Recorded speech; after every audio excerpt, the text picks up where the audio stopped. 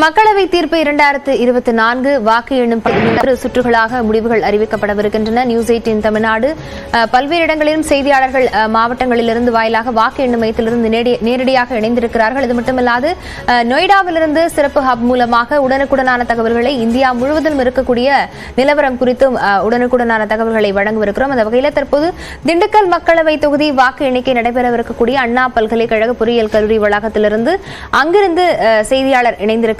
அவரிடம் விவரங்களை கேட்டு பெறலாம். சங்கர், காவல்துறை தரப்பிலிருந்து என்னென்ன பாதுகாப்புகள் போடப்பட்டிருக்கிறது, அங்கு எத்தனை பேர் குவிக்கப்பட்டிருக்கிறார்கள், வாக்குச்சாவடி முகவர்கள் எவ்வாறு அனுமதிக்கப்படுகிறார்கள்?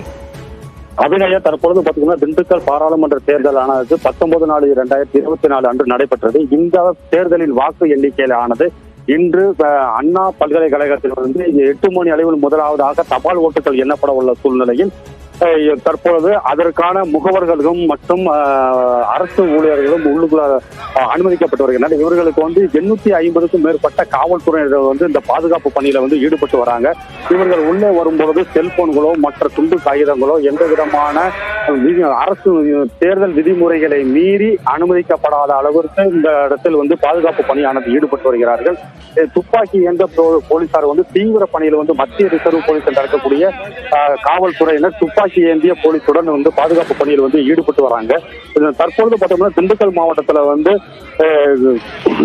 நடைபெற்ற தேர்தலில் 1812 வாக்குச்சாவடி மையங்கள் அமைக்கப்பட்டிருந்தன. இதுல 7,80,966 ஆண் வாக்காளர்களும் 8,26,737 பெண் வாக்காளர்களும், அதாவது 208 இதர வாக்காளர்களும் சேர்ந்து மொத்தம் 16,07,051 வாக்குகள் கொண்ட இந்த பாராளுமன்ற தேர்தலானது இன்னும் சற்று நேரத்தில் முதலாவதாக தபால் ஓட்டுகள் எண்ணப்பட உள்ளது.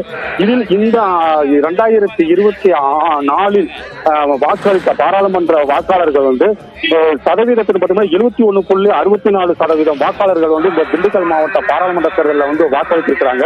இது எந்த அடிப்படையில் இந்த வாக்காளர்கள் வாக்களித்திருக்காங்க? ஆண் வாக்காளர்கள் 5,58,829 ஆண் வாக்காளர்களும், பெண் வாக்காளர்கள் 5,84,311 வாக்காளர்களும், இதரர்கள் 214 வாக்காளர்கள் வாக்களித்திருக்காங்க. இந்த வாக்கானது சமீபத்தில் 19 நாள் அன்று தேர்தல் போது வாக்களித்த வாக்குகள் தற்பொழுது எண்ணப்பட ஒரு சூழ்நிலையில பரபரப்பான ஒரு சூழ்நிலையில இன்னைக்கு தேர்தல் முகவர்கள் மற்றும் கட்சி உறுப்பினர்கள், காவல்துறை அதிகாரிகள், மாவட்ட நிர்வாகம் தீவிர கண்காணிப்பின் அடிப்படையில் இவர்கள் அனுமதிக்கப்பட்டு இன்னும் சற்று நேரத்தில் இந்த திண்டுக்கல் 24 பாராளுமன்ற தேர்தல் வாக்குகளானது எண்ணப்பட உள்ள சூழ்நிலையில் உள்ளது. அபிநயா,